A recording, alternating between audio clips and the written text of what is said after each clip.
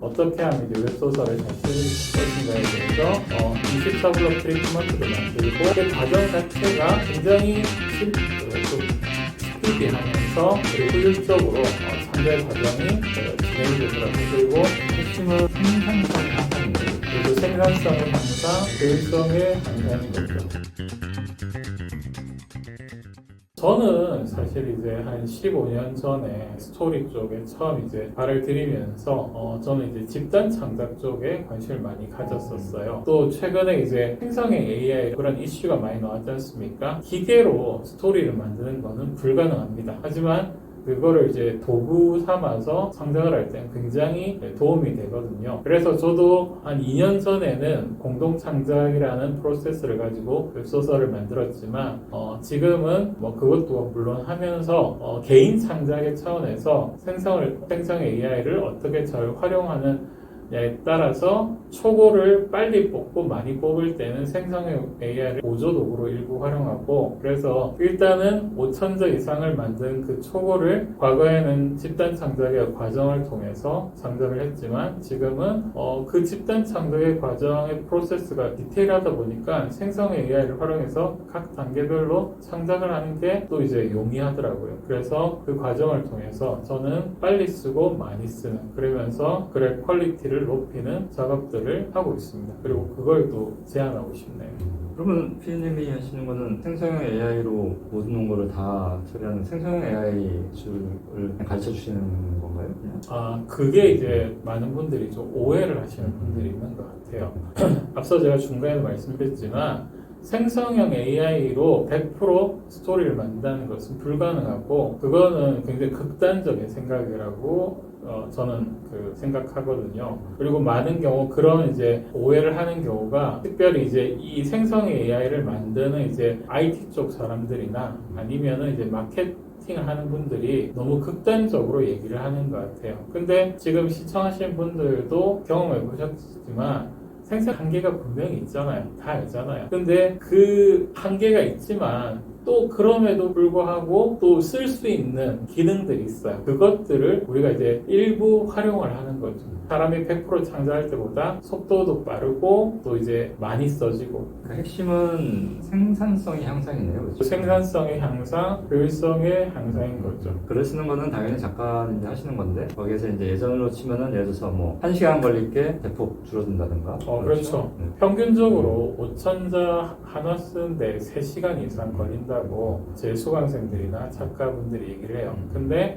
제가 이제 생성 AI를 가지고 이제 그 가이드와 코칭을 해드리는데, 그 코칭을 받고 본인이 했을 때 공통적으로 얘기하는 말이 1시간에서 1시간 반 정도 걸린다라고 얘기를 해요. 그리고 저는 그 얘기를 듣고 좋습니다. 계속 한번 시간을 줄여보세요. 아마 1시간에서 그 이하로도 할 수 있을 거예요. 왜냐하면 계속 1화와 100화 쓰다 보면 숙련도가 올라가기 때문에 속도가 그만큼 줄어들 것이라고 얘기를 하고 있습니다. 정리해보면 사실 생성형 AI라는 것이 드라마 시스템에서 보조작가 역할을 해준다고 봐도 되고 정확한 표현이라고 할 수 있습니다. 기존 이제 드라마 시스템에서 보면은 사실은 메인 작가분이 원고를 다 쓰질 않거든요. 그 메인 작가분이 기획과 세계관과 캐릭터 다 구축해놓고 초반에 대본에 이제 어느 정도 집필해 놓으면은 그걸 이제 이어서 쓰는 건 이제 보조 작가분들이 쓰시죠. 그렇죠? 그러면은 그거를 메인 작가분이 와서 이제 감수하고 거기서 이제 수정, 각색하고, 그러니까 시간이 빨리 금방 나오죠. 사실은 그런 시스템을 생성형 AI가 보조 작가 사람이 아니라 생성형 AI가 대신해준다.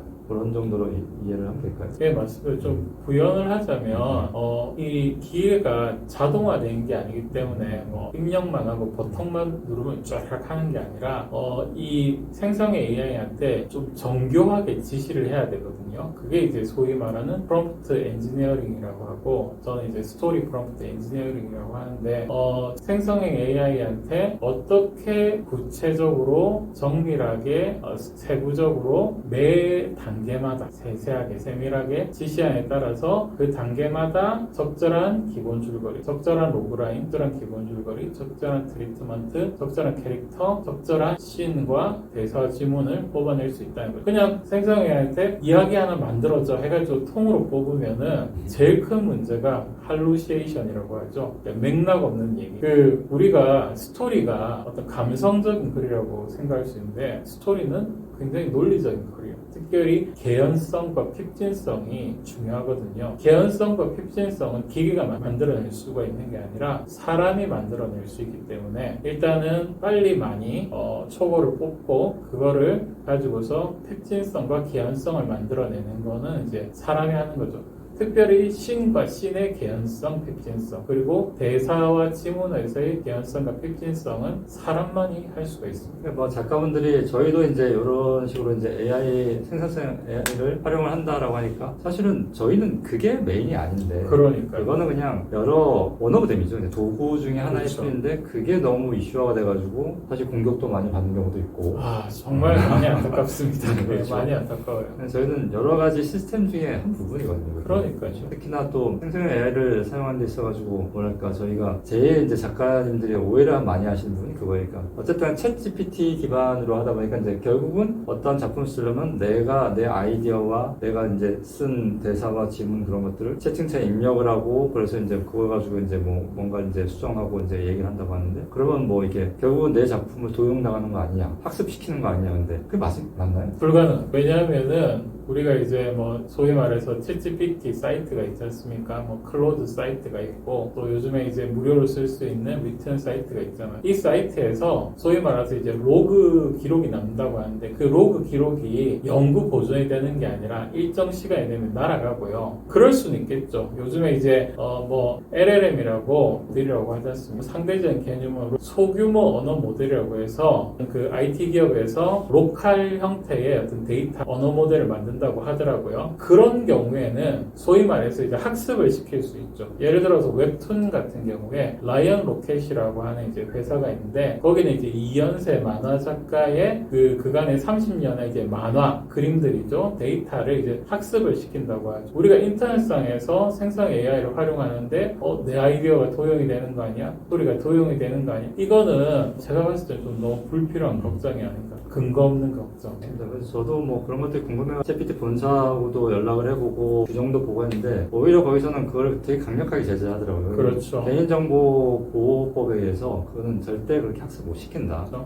그리고 만약에 학습시키려면 별도로 프로그램도 필요하고 특정 명령어도 필요하고 단순히 채팅창에 입력해서는 그때 그런 게 없다. 네. 확실합니다. 네, 하여튼 뭐 이야기가 이제 엉뚱한 데로 흘러가는데 일단 그래서 하여튼 저희가 본론으로 돌아가서 지금 어쨌든 웹소설 작가가 되기 위한 지망생 분들이나 이제 현업 웹소설 작가로서 어려움을 겪고 계시는 분들이 지금 이 동영상을 시청하고 계실 텐데요. 저희가 이런 여러 가지 도구와 카카오 페이지나 네이버 시리즈와 유통 계약을 맺고 있다 보니까 그래서 저희가 이제 고안을 했던 게 작년 말부터 이제 시작을 했죠. 어떻게 하면 저희 웹소설 작가 신진 작가분들이 주로 신진 작가분들 이제 아니면 이제 막 시장에 진입한 분들이 조금 더 편하게 그러면서 정말로 이렇게 고통스럽지 않게 물론 이제 일이라는 건 고통스러울 수 있지만 창작이라는 거는 하지만 어쨌든 간에 본연 그러니까 막 글을 쓰고 분량 맞추고 그렇게 하는데 쓸 에너지를 조금 더 창의적이고 재미있는 기획에다 쓸 수 있도록 어떻게 할 수 있을까 그걸 많이 고민해 왔잖아요. 네, 맞습니다. 그렇게 해야지 저희도 컨텐츠를 좋은 양질 컨텐츠를 더 뽑아낼 수가 있고 또 해외 시장은 이제 또 막 뻗어나오고 있단 말이에요. 해외 쪽 매출은 점점 늘어나고 그러면서 이제 이 K 웹소설도 역시 그렇거든요. 그러다 보니까 저희가 이제 고민을 많이 했던 게 그런 부분이죠. 어떻게 기존의 틀을 좀 깨면서 작가님들을 더 끌어올리면서 할 수 있을까 이런 고민 많이 했단 말이에요. 그렇죠? 그래서 저희가 어떻게 하는 게 좋다고 얘기를 했었을까요?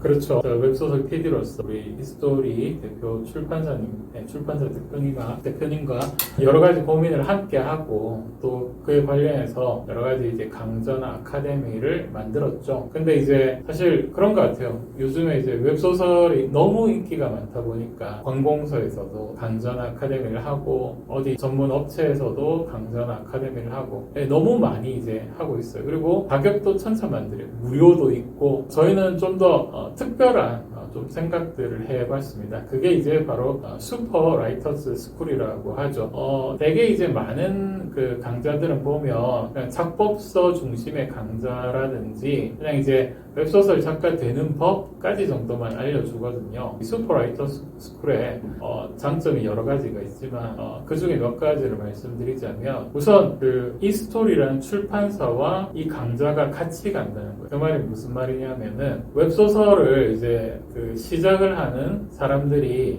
웹소설을 완결까지 쓰고 그걸 이제 유료 연재를 하고 유료 연재 작가로서 데뷔하며 웹소설을 통해서 이제 수익을 낼 수 있는 목표까지 갈 수 있도록 만들어주는 강좌가 바로 이 슈퍼라이터 스쿨의 강점, 장점이 아닌가라는 생각이 듭니다. 그리고 보통 이제 사람이 100% 이제 웹소설을 완결까지 쓴다고 하면 여기서 완결이라는 것은 200화를 말하는 거예요. 한화에 5,000자고 이게 200화면 100만 자입니다. 이 100만 자를 보통 사람이 쓰는데 걸리는 시간이 개인차가 있겠지만 최소 6개월에서 최대 1년이라는 시간이 걸리거든요. 그리고 그렇게 완결을 썼다고 하지만 이게 제대로 된 홍보 프로모션을 받기도 쉽지 않고 유료로 하는 것도 쉽지 않고 또 어디 출판사에 투고해서 계약하는 것도 또 시간이 걸리는데 이 스토리 그 출판사에서 하는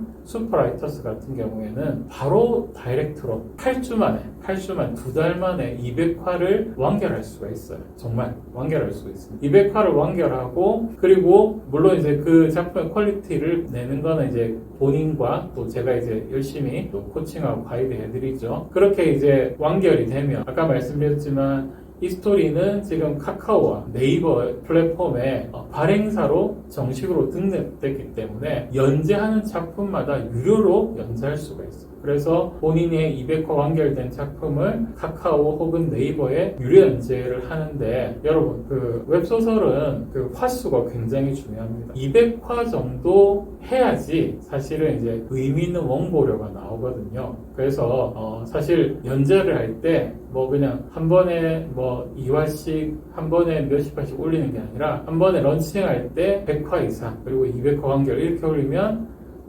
카카오나 네이버로부터 이제 홍보 프로모션 신청하는 것도 쉽고 그렇게 홍보 프로모션을 받으면은 이제 그만큼 또 매출과 연결이 되지 않습니까? 이렇게 하기 때문에 충분히 여러분한테 매력적인 강좌가 아닐까 슈퍼라이터스라는 생각이 듭니다. 맞습니다. 그 사실은 저는 뭐 이거 이제 어쨌든 간에 우리 PD님께서는 이제 직접 이제 코칭을 1대1로 코칭을 해주신 입장이다 보니까 이제 강좌라는 표현을 이제 주로 쓰셨는데 사실은 저희 이제 회사 입장에서는 이거는 강좌가 아니에요. 강좌도 아까 생성의 AI처럼 그냥 일부분일 뿐이죠.